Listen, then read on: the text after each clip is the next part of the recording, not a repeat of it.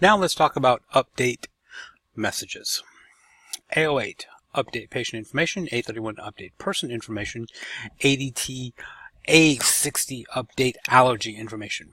Update messages have the same level of risk as change messages. The old data is lost, but it only affects one patient, and if you know the old information, you can change it back. It's relatively easy. What do you think the difference between patient information and person information might be? Any ideas? Well, the difference between patient information and person information is a person is always a person, but a person is not always a patient. You're only a patient when you are admitted to a service. Note, I chose my words carefully there. I didn't say admitted to the hospital, because you can be an outpatient. If you're an outpatient and you go for outpatient treatment, you get admitted as an outpatient. While you're there, you are a patient. And when you are discharged, you are no longer a patient, you are a person. So keep in mind the field that you are entering. You're studying it now, and eventually you want a job in this field. That's the level of detail that this field goes to. So sometimes you will find me being very particular on your quizzes and exams and on your assignment because the field is very particular about when you're a patient and when you're a person. So allowing or not allowing A08 messages is the most difficult choice you have to make in designing your PAC system.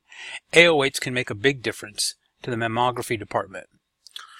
So an A08 updates patient information, and every mammo exam gets a letter, a follow-up letter.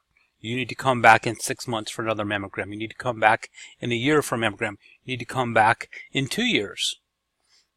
And, when a year goes by, they get a reminder that says, hey, you need to come in for your mammogram next week.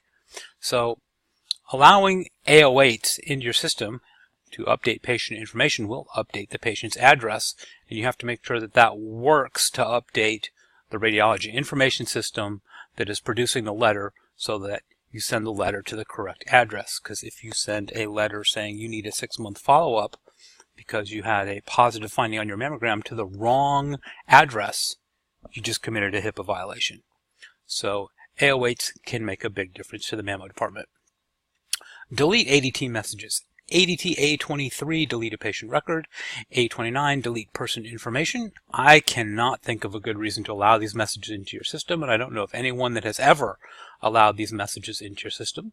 Allowing automatic deletion of a patient record seems like a very bad idea to me, and if a patient's record is deleted by mistake, that would be very hard to explain to the patient's doctor, and to federal authorities.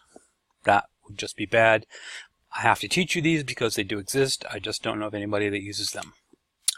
Abstract message syntax. The abstract message syntax is a definition table that indicates the usage for all segments that may legally appear in a standard message. Each trigger event in HL7 is associated with an abstract message syntax.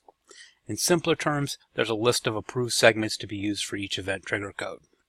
Consequently, you need to know the message type and trigger event code to look up the specific abstract message syntax. The abstract message syntax uses brackets to indicate a segment that is optional. The abstract message syntax uses braces to indicate a segment that may repeat, and the segments must appear in the order they are specified. So let's take a look at A01. This is an A01, and the segments for an A01 must be in this specific order. Okay? So let's go back one slide. So brackets, optional, braces can be a repeating.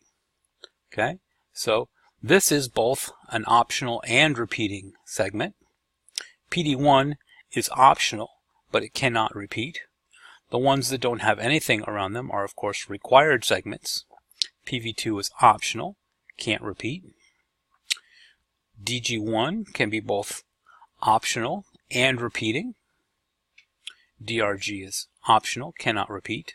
So that's what the brackets and the braces mean in abstract sequence. And every message type with each trigger code has an abstract message sequence, and you can look it up in the HL7 standard.